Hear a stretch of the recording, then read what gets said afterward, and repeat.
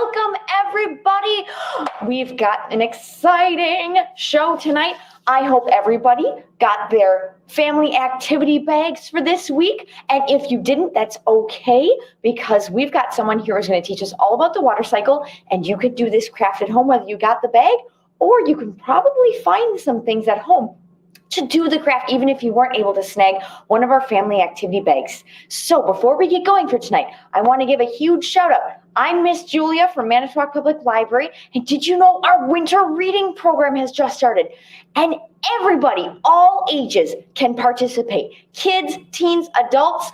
It's so much fun. You get to read. Who doesn't love reading? Oh my gosh. And you get free prizes. So to sign up, you can go to our website, manitowoclibrary.org, click on our featured tab, and click on Winter Readathon. You can sign up online by downloading the Beanstack Tracker app and signing up for the winter reading program. Or if you prefer paper, you can call our curbside service at 686-3010 to get your paper tracker. Today, all you got to do is read 10 hours between now and March 6th. You'll get a free prize just for finishing. And if you read some of our diverse badges, you will get a raffle ticket into our Cozy Winter Bundle giveaway. What could be better? It's going to be cold and snowy outside. Perfect reading weather. So remember, kids, teens, and adults, you guys can sign up for the winter reading program today, either online, give us a call and get your paper tracker. But wait, there's more. If you've been having fun with our family activity bags, we got some really good ones coming up in February. We have a glaze and paint kit coming this Thursday. They're super popular. They go really fast. We're doing wind chimes. That registration opens at 5 o'clock on Thursday. You can either give us a call at the library, or you can go online at manitowoclibrary.org/FAB for family activity bags and register online for your kit. We've got hot chocolate slime coming up. We have a super sharks bag. We've got all sorts of great stuff.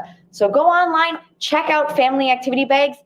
And tonight we have a very special guest who's going to be talking about our family activity bag from the Wisconsin Maritime Museum. So if you have your bag and you did your water cycle craft, awesome. If you didn't get a bag, you can still do a water cycle experiment at home.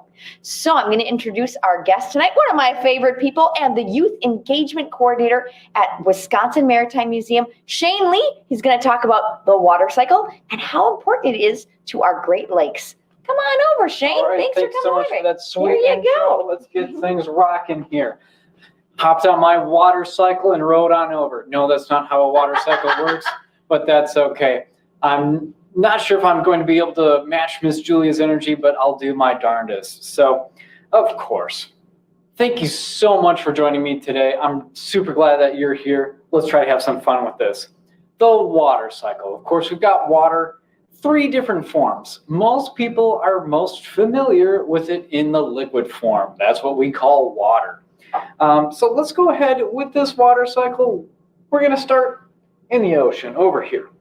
All right, so the first step with this water in the ocean is called evaporation. Now, evaporation happens when certain certain molecules get extra energy, usually from the sun, but they can get it from knocking into other energy-filled molecules.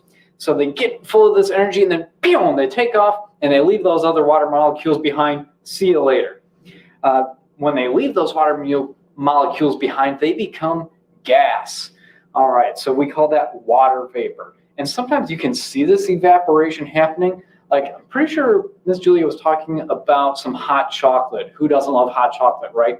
So you can see that steam coming from that delicious mug of hot chocolate. That's the evaporation that we're talking about. You can also see it happening right here inside my little terrarium. We've got this nice plant going, and the moisture that comes up from the plant is a little bit different. That's actually called transpiration when it comes from a plant. We'll talk on that more in a little bit. You can also see evaporation happening on your own body. That's when you sweat. So you get hot and you sweat and your skin gets all covered with this water. And it's really cool because the body uses the heat to evaporate this water. And then the heat is removed from you. You cool down. That's what sweating is all about. So you evaporate. That's pretty cool. So like I was saying, evaporation, when it happens in plants or right here. We call it transpiration. And crazy thing, plants only use about 1% of the water that they suck up through the roots. They only use 1% of that to create food. The rest, the 99% that's left over, it goes out little holes in the bottom of the leaves. We call those the stomata. So that water vapor goes out the stomata and it enters the air or the atmosphere, and then it's going to keep on moving until we get to the condensation step. And this looks like a cloud. That is on purpose, because when we're condensing down, that's where these clouds come from. So we've got this water vapor in the air, but the air can only hold so much water vapor. And this is going to depend on air temperature and air pressure.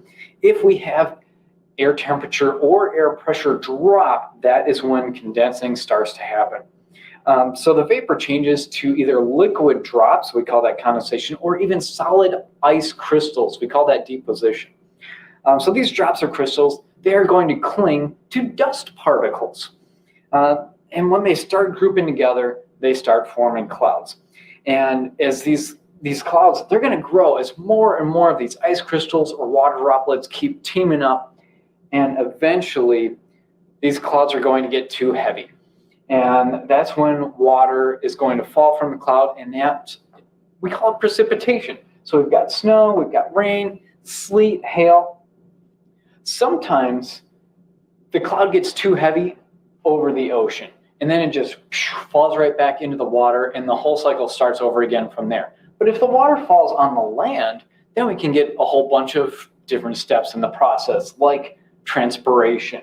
Or if water is going to run down over the land, we actually call that runoff, because not all of the water gets soaked down into the land. It's going to move over the land, like on rivers and streams. It might spend a little bit of a time in the lake, but other times water is going to get absorbed by the land.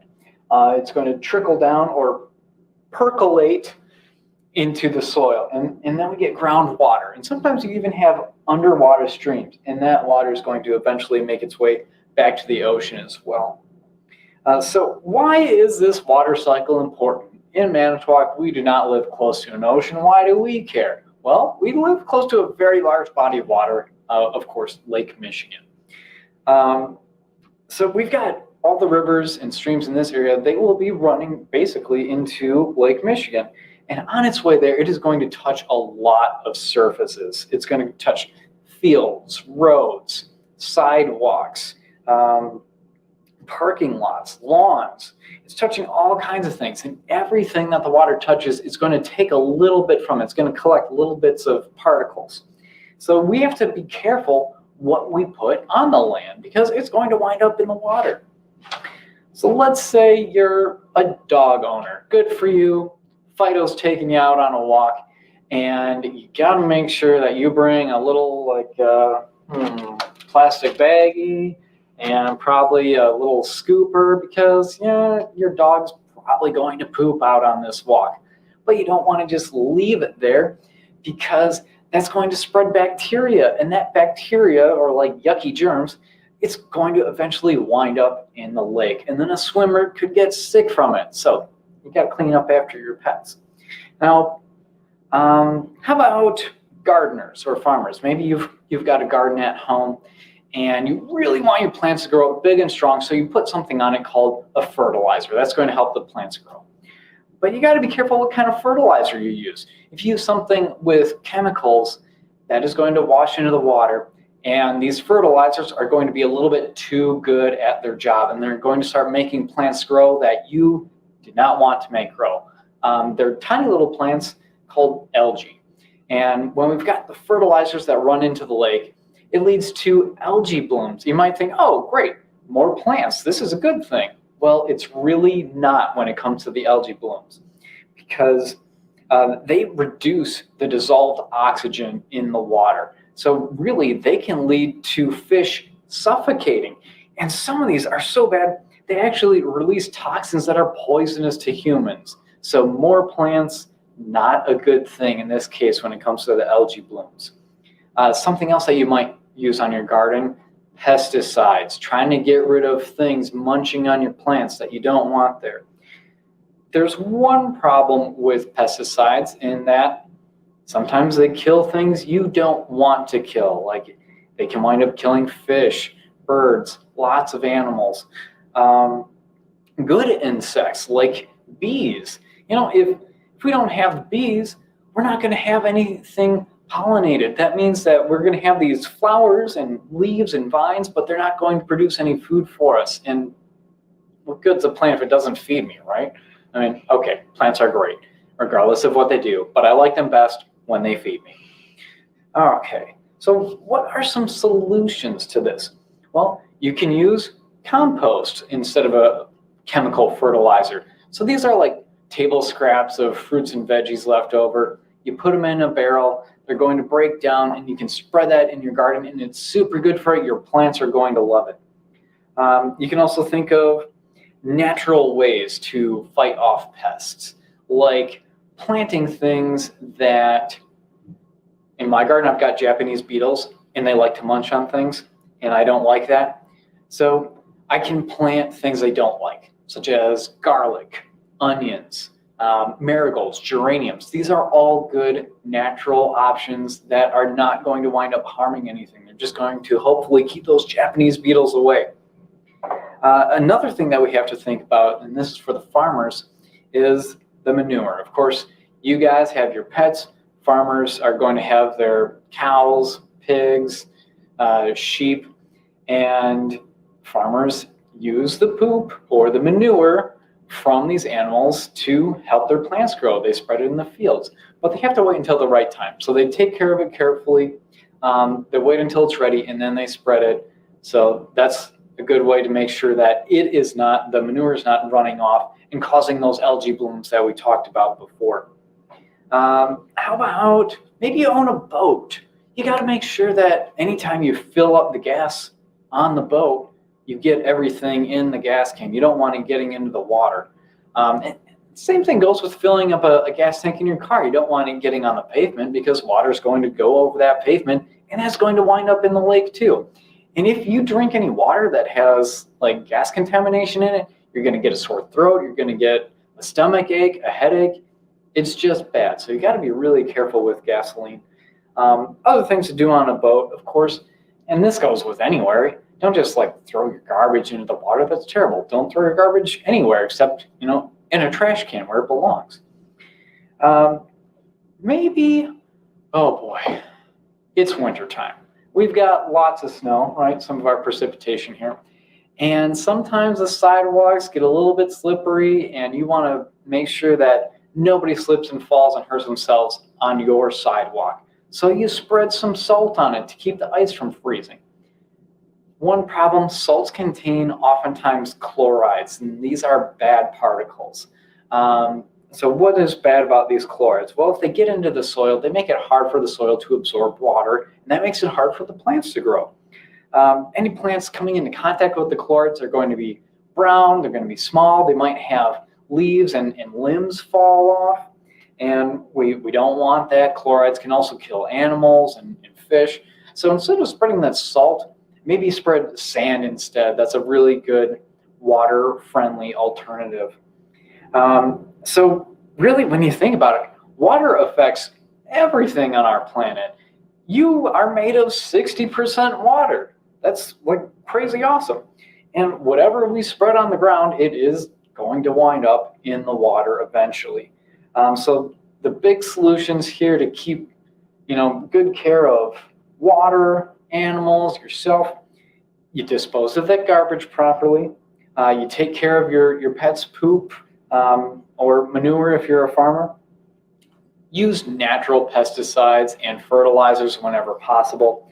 And use sand instead of salt on your driveways and sidewalks. So if we do this, we can keep the rivers, the lakes, the oceans, and everything that lives there and depends on that water healthy.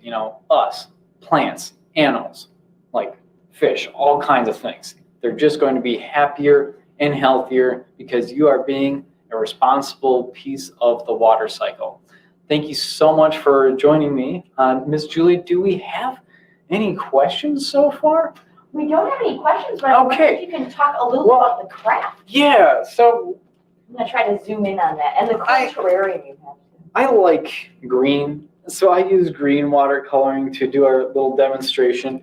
And, I just did my best to draw a version of the water cycle here on the bag. And I'm not sure if you can tell, we do actually have some condensation happening inside the bag. You can see it, so that means that not all the water is staying in the liquid form at the bottom. It is turning into a water vapor, evaporating and then condensating and then trickling down as precipitation. So we've got the whole water cycle right here in the bag. So hopefully you guys have fun making your own little demonstration of the water cycle. Go ahead and put it in a window so it gets some sunlight, and maybe you get a little bit more evaporation using the energy from the sun. That's a good tip for building your own little water cycle model. And I know you brought a cool terrarium. That's kind of like another water cycle model. I'd love to get a good shot of that. Yeah, absolutely. Hold that up. So we've got my nice little primrose here in a vase, and you can see, the condensation on the side of the vase, or vase if we're being fancy. We've got the transpiration happening, the water coming out of the stomata on the underside of the leaves here. Way down in the soil, I guess this would be our groundwater. So it's really a fun way to observe the water cycle.